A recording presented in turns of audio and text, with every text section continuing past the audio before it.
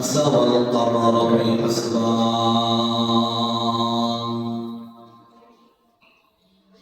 والنجم والشجر يسجدان وفضل زمانا على زمان كما فضل مكانا على مكان وإنسانا على إنسان ونشهد أن لا إله إلا الله وحده لا شريك له لا ضد له ولا ند له ولا مثل له ونشهد أن سيدنا وسندنا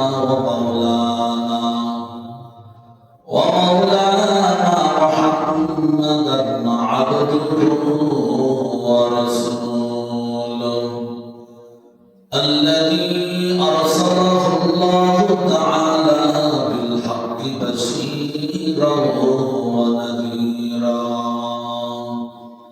وداعيا إلى الله بإذنه وسراجا منيرا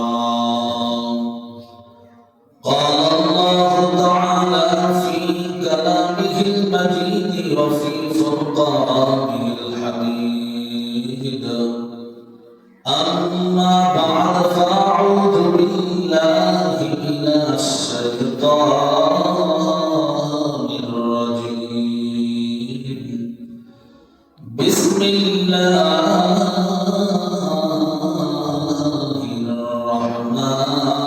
الرحمن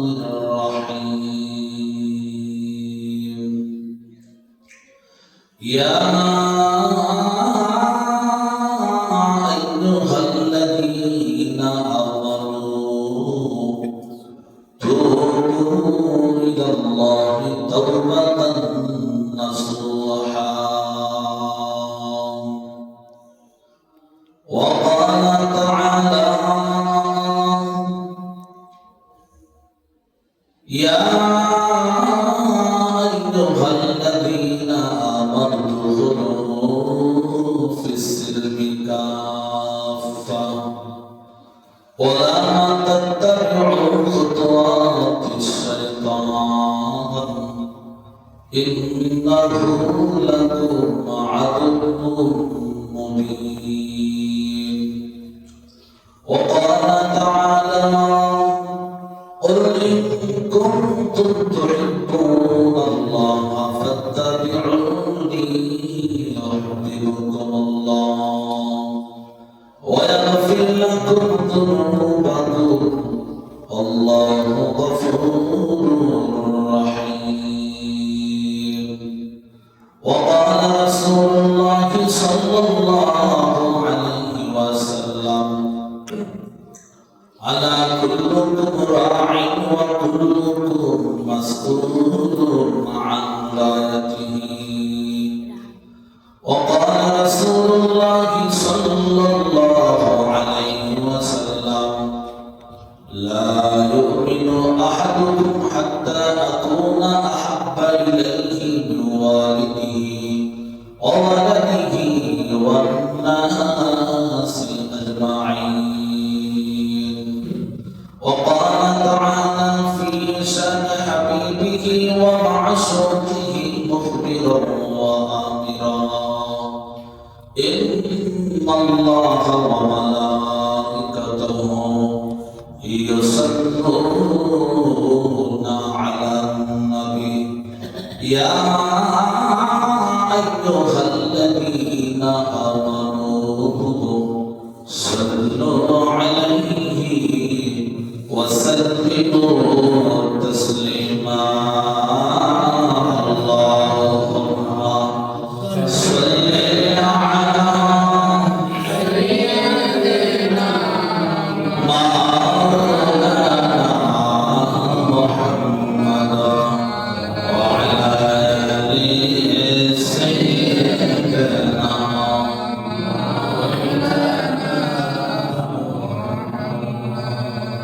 Medina की Medina मोमिनों की गुनगुना है मदीना की मदीना मोमिनों की गुनगुना है दीदार मदीना आशिकों की तमन्ना अल्लाहुम्मा सल्ली अला सय्यिदिना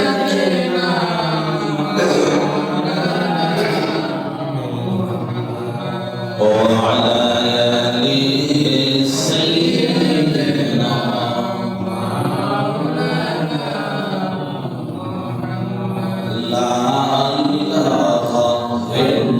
ला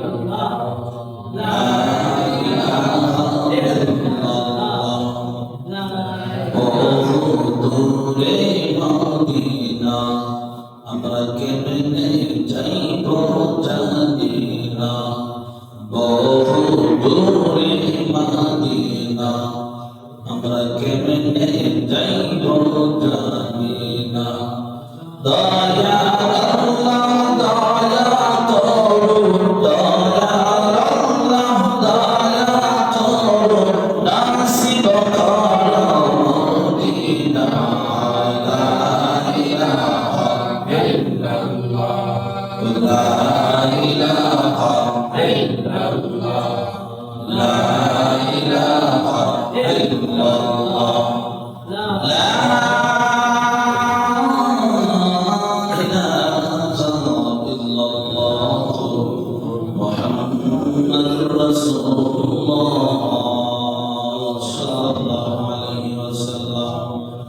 سبحانك لا علم لنا إلا ما علمتنا إنك أنت العليم الحكيم قال رب اشرح لي صدري ويسر لي أمري واحلل عقدة من لساني يفقهوا قولي الحمد لله ঐতিহ্যবাহী বানাসুয়া কেন্দ্রীয় জামে মসজিদের সম্মানিত মুসলিম মাইকের আওয়াজ যতদূর দূরে যাচ্ছে পর্দার অন্তরে অবস্থানরত সম্মানিত মা ও বোনেরা, সামনে উপবিষ্ট আল্লাহ রাব্বুল আলামিনের আশিকিন জাকিরিন মুহিব্বিন মুরব্বিন আযম কলিজার টুকরা যুবক বন্ধুগণ, স্নেহের ছোট ভাইরা,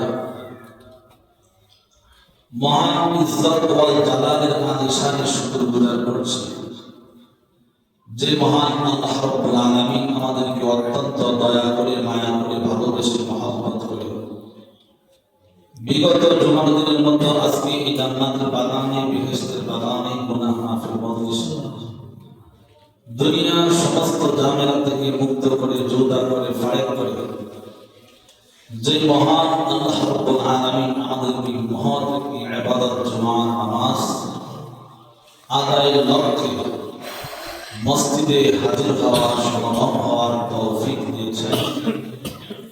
এই জন্য ওই মহান স্রষ্টা দয়াময় আল্লাহ রাব্বুল আলামিনের দরবারে সকলেই মুসলমান হিসাবে ঈমানের আওয়াজকে উঁচু করে সকলেই একই সুরে সমস্বরে কালেমাত শুকর উচ্চারণ করে বলি আলহামদুলিল্লাহ।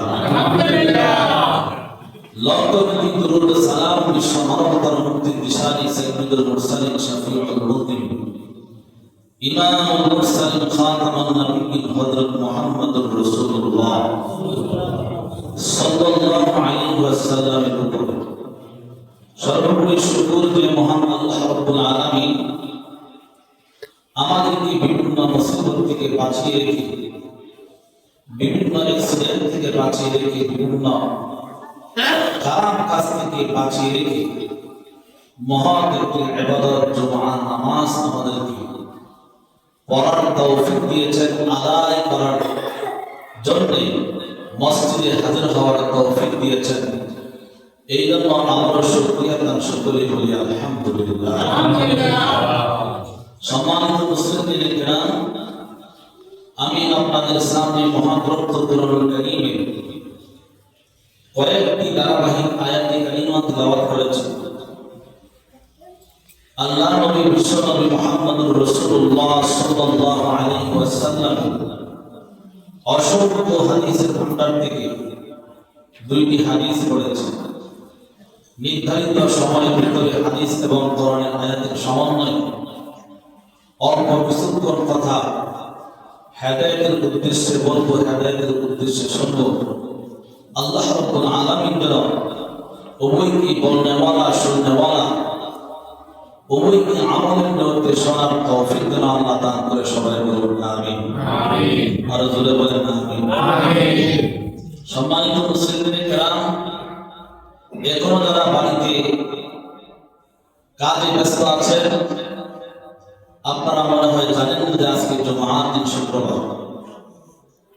অবশ্যই যদি আপনাদের নলেজে আজকে জুমার দিনের কদর থাকতো, তাহলে আমার মনে হয় কোরআনের আয়াতের সমন্বয়ে, কোরআনের ব্যাখ্যায়, হাদিসের ব্যাখ্যায় আযানের শুরু থেকেই, আযান হওয়ার পর থেকেই মসজিদ ভরে যাইত। কথা বলেন ঠিক কিনা? কারণ আল্লাহ রাব্বুল আলামিন কুরআনুল কারীমের ভিতরে সূরাতুল জুমআর ভিতরে বলছেন, ইয়া আইয়ুহাল্লাযীনা আমানু ইযা নুদিয়া লিস-সালাতি মিন ইয়াউমিল জুমআহ। আল্লাহ রাব্বুল আলামিন বলেন, হে ঈমানদারেরা, তোমাদেরকে আমি উদ্দেশ্য করে বললাম, ইয়া আইয়ুহাল্লাযীনা আমানু ইযা নুদিয়া লিস-সালাহ। যখন জুমআ নামাজের জন্য মসজিদ থেকে ডাকা হয়, আযান হয়, তখন দুনিয়ার সমস্ত কাজ কর্ম বন্ধ, মসজিদের দিকে ফাসআউ ইলা যিকরিল্লাহি ওয়া যারুল বাই', আল্লাহর স্মরণের দিকে। ওয়া যারুল বাই' মানে জিকির। জিকির শব্দের অর্থ হচ্ছে স্মরণ। আযান শোনার পরে দুনিয়ার কোন কাজে, দুনিয়ার কোন ব্যস্ততায় জুমআর দিন মসজিদে আযান শোনার পর আর বান্দা কাজে থাকতে পারে না। আল্লাহ বলছেন, তোমরা ধরে ধরে আমি আল্লাহর স্মরণের দিকে হাঁটো। বলেন না সুবহানাল্লাহ। সম্মানিত মুসলিমিন কিরাম, কারণ আল্লাহ রাব্বুল আলামিন এই পৃথিবীতে আমাদেরকে পাঠাবার পিছনে উদ্দেশ্য আছে। বলেছিলাম গত জুমার আগের জুমায়, মনে হয় নাকি? আল্লাহ রাব্বুল আলামিন বলেন, আল্লাযী খালাকাল মাউতা ওয়াল হায়াতা লিয়াবলুয়াকুম আইয়ুকুম আহসানু আমালা। সূরাতুল মুলকের প্রথম দিকে আল্লাহ বলছেন, আল্লাহ বলেন, আল্লাযী খালাকাল মাউতা ওয়াল হায়াতা। আল্লাহ আমাদেরকে হায়াত দিয়েছেন, এরপরে আমরা মারা যাব। কথা বলেন কি না? জোরে বলেন না না। আল্লাহ আমাদেরকে হায়াত দেন নাই, আমরা আবার মারা যাব না? চিরস্থায়ী কেউ থাকবো? থাকতে কি পারবো? এই সম্ভাবনা আছে? তো সম্মানিত সুধী, আল্লাহ রাব্বুল আলামিন বলেন, আমি আল্লাহ জীবন দিলাম, আবার নিয়ে যাব। আর কোরআনুল কারীমের আয়াতের ভিতরে আল্লাহ বলেন, আল্লাযী খালাকাল মাউতা, আমি আল্লাহ মরণ দিয়েছি, ওয়াল হায়াতা, এরপরে হায়াত দিয়েছি। আর বাস্তবতা আর কোরআনের কথা উল্টাপাল্টা লাগেনি? আল্লাহ বল আমাদেরকে আল্লাহ জীবন দিয়ে এরপরে আমরা মারা যাব। মানে কোরআনের আয়াতে এরকম আমাদের যুক্তি দেন, মানে যুক্তিটা আসে আল্লাহ যা করেছেন তো আল্লাহু আকবার। আল্লাহ বলে আল্লাযী খালাকাল মাউতা, আমি আল্লাহ তোমাদেরকে আগে মরণ দিয়েছি, ওয়াল হায়াতা, এবং হায়াত দিয়েছি। আল্লাহর কথাই ঠিক।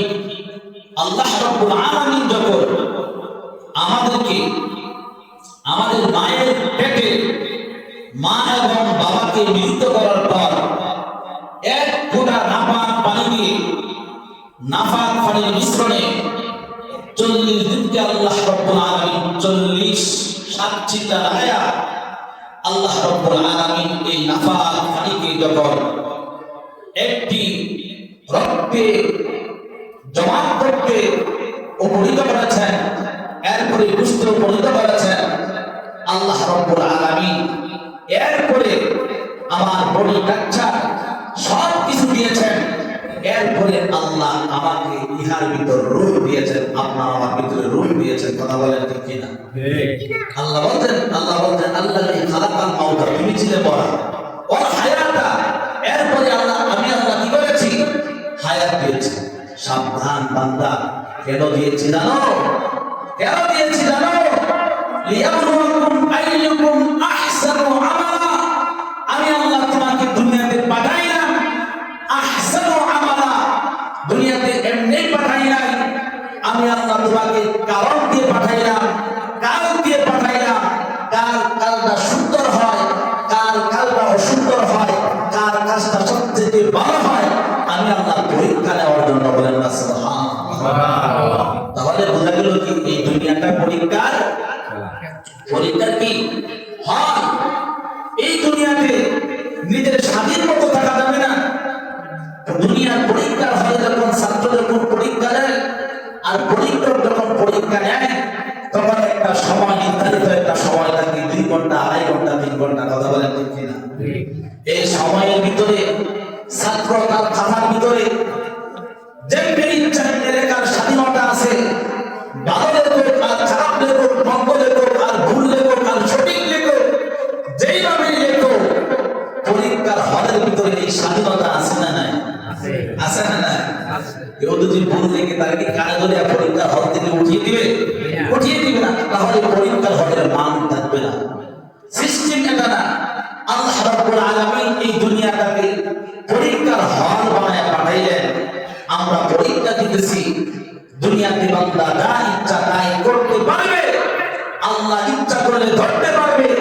বান্দা যখন যা ইচ্ছা তাই করতে যাইয়া যখন তার জবানের হেফাজত রাখবে না, যখন তার কানের হেফাজত করবে না, যখন তার নফসের হেফাজত করবে না, যখনই বান্দা সীমা লঙ্ঘন করে ফেলবে, আল্লাহ রাব্বুল আলামিন তাৎক্ষণিক একটা গজব দিয়ে বান্দাকে সিঙ্গেল করে দেয়। আমি আল্লাহ কথা বলেন ঠিক কিনা?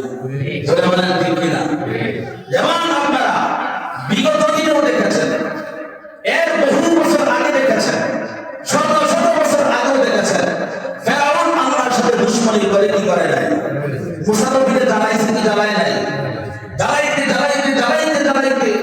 যখন সীমালঙ্ঘন করে ফেলেছে, আল্লাহ রাব্বুল আলামিন বলেন তখন আমি আল্লাহ এখন ধরে মারব। আল্লাহ মারে নাই? আল্লাহ নীল নদের মধ্যে লোহিত সাগরে ফেলায় আমি ফেরাউনকে মারে নাই? মারে নাই নাকি? আল্লাহ ফেরাউনকেও মেরেছে। ফেরাউনের মতো শক্তি, অপশক্তি পৃথিবীতে কি আছে?